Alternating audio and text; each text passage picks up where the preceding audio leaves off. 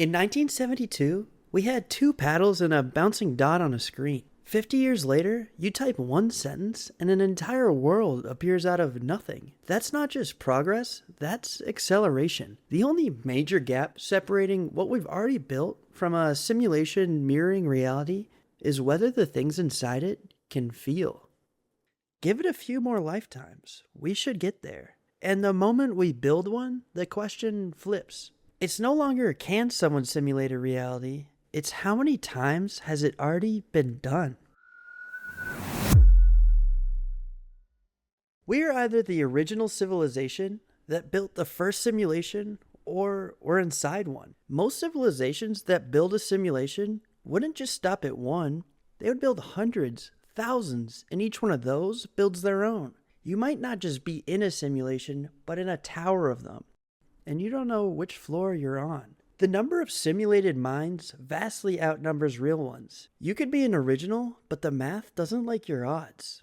If a civilization 3 layers above you loses power, or gets bored, or just pulls the plug, everything below it goes dark.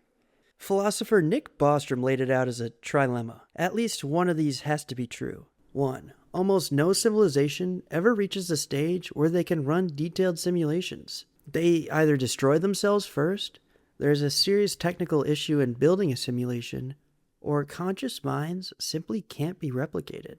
2. They reach that stage, but virtually none of them choose to run any simulations. 3.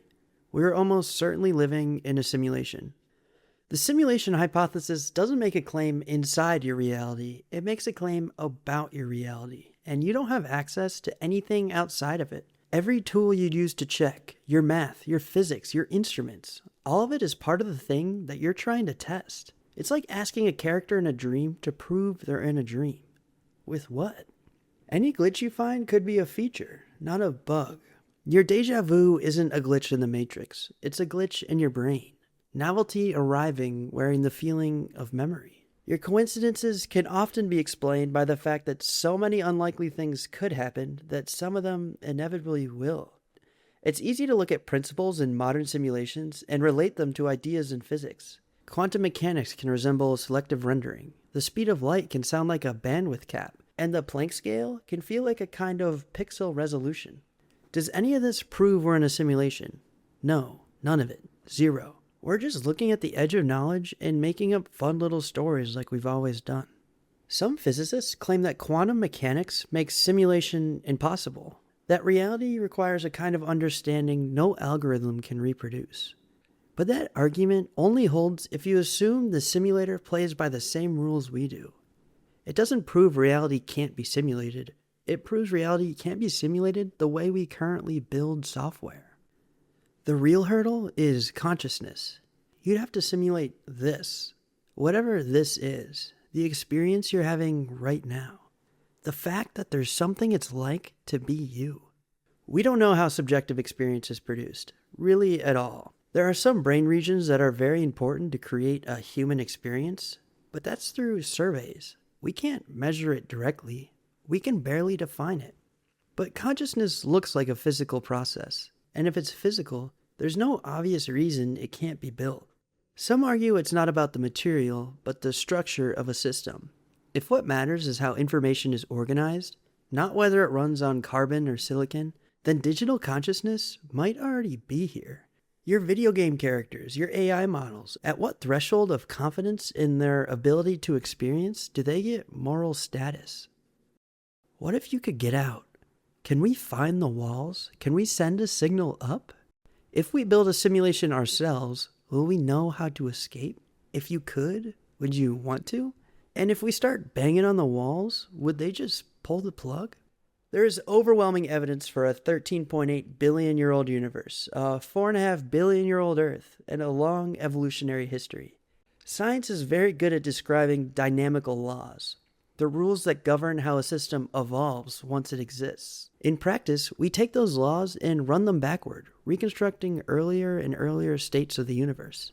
But this rewind tells you how the story would have unfolded within the system's own rules, not whether that history was already built in. So while it may not lead to testable predictions, it isn't totally unscientific to ask whether the appearance of deep history was already in place, like loading a saved file. If we are in a simulation, then whoever built this probably came from evolution too. And if curiosity is a part of what intelligence becomes, then they would build worlds for the same reason we do. Because something about them wants to see what happens. Maybe the beings who built this were just bored, nostalgic, running a simulation of the past the way you'd rewatch a home movie. So don't be jealous of whatever's above us. If it's just another layer, it's arguably just as real as this one, and probably less interesting. The fact that we are at this crazy moment in history is hard to ignore. 4 billion years of life doing life things. Then in the last 150, electricity, flight, world wars, nuclear weapons, the internet, gene editing, artificial intelligence, and Mars. Or maybe it's not about watching it all. What if consciousness is the whole point of the simulation? Not a byproduct, the product. What if the thing this machine was built to generate is experience itself? If you found out tomorrow that you're simulated, what actually changes? You probably can't appeal to the simulators or opt out or access a different layer. You're here either way. The simulation doesn't make your reality fake. It just adds a reason for why it exists. That's not nothing, but it's not actionable either. Every deep question, why is there something rather than nothing? Why do the physical constants have these values? It gets reframed. You've pushed the explanation back a level, and the same questions now apply to whoever built this. Every law of physics becomes a potential design decision, and building sufficiently complex systems becomes a moral act. If there's any real chance your AI can feel something, you don't get to ignore that. Simulation hypothesis is uniquely strange because it's cosmically enormous and personally inert at the same time. The biggest possible news with nothing to do about it. It might add to your understanding of what is possibly true, but not to what feels meaningful. The fact that a painting has a frame does not make what is inside it meaningless. Wherever this world came from, it made something that has already started creating the next layer down.